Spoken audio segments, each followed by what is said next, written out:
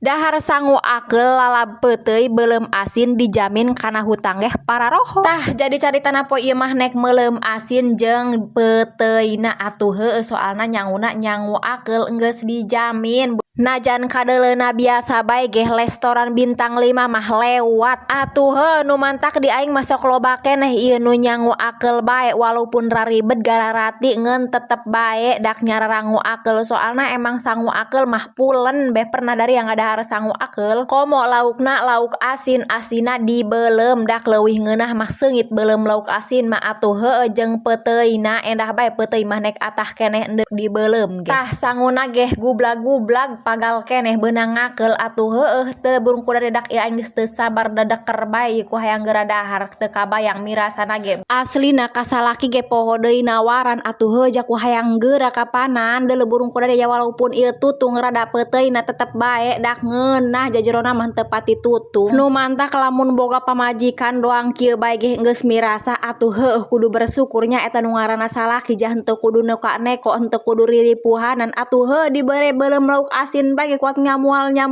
poho kasagala komo si ieu mah ulah mun kanu pingeunah-ngeunaheun kanu teu ngeunah ge doang na ngeunah bae beuki teh barang dahar kadeuleu kudu dak wanikeun ieu ge huap sagede cumplungeun anehna mah ai mah ku telok jadi daging sakitu dahar beukina ge.